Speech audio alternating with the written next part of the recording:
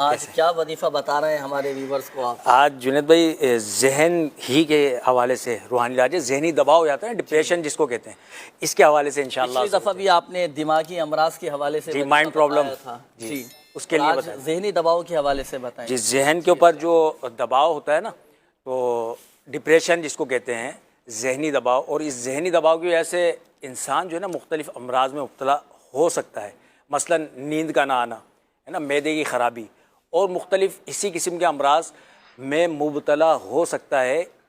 یہ سارا مسئلہ کیا ہے؟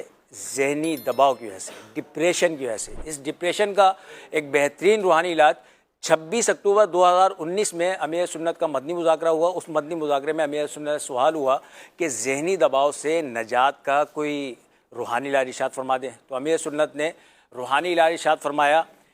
اس روحانی علاج کو آپ غور سے سماعت کر لیجئے اور روزانہ کی بنیاد پر اس پر عمل کیجیے گا، انشاءاللہ عز و جل۔ اللہ نے چاہا تو آپ کا ذہنی دباؤ، ڈپریشن کا جو مرض ہے وہ آہستہ آہستہ رخصت ہو جائے گا۔ روحانی علاج کیا ہے؟ 7 مرتبہ سورہ اخلاص پڑھنی ہے آپ نے۔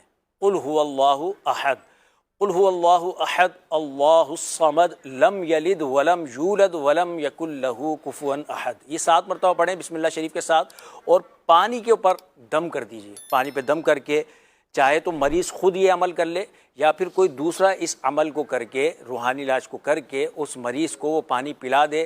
روزانہ 1 مرتبہ یہ عمل کریں انشاءاللہ عز و جل۔ جنید بھائی اس کی برکت سے اللہ نے چاہا تو یہ ذہنی دباؤ ختم ہو جائے گا الحمدللہ عز و جل۔ یعنی ذہنی سکون حاصل کرنے کا بھی وظیفہ کہہ سکتے ہیں اس کو؟ جی جی جی 7 مرتبہ سورہ اخلاص کا؟ 7 مرتبہ۔ اس کا کوئی وقت مخصوص ہے؟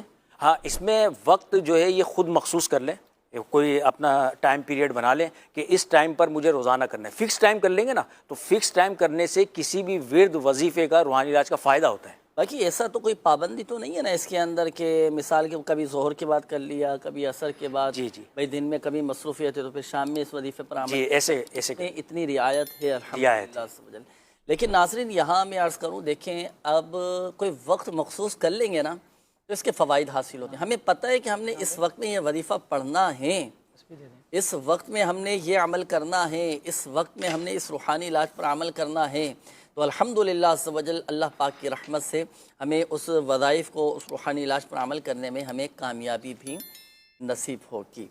اور یقیناً ناظرین آپ نے ذہنی دباؤ کے حوالے سے روحانی علاج بھی نوٹ کیا، وظیفہ آپ نے سماعت فرمایا، تو یہ اللہ نہ کرے کبھی بھی آپ ذہنی الجھن کا شکار ہو جائیں، کبھی ذہنی طور پر کوئی ٹینشن آ جائے، کوئی پریشانی آ جائے، تو یہ وظیفہ پڑھنا شروع کر دیں، انشاءاللہ الکریم ذہنی اور قلبی سکون اور اطمینان نصیب ہوگا۔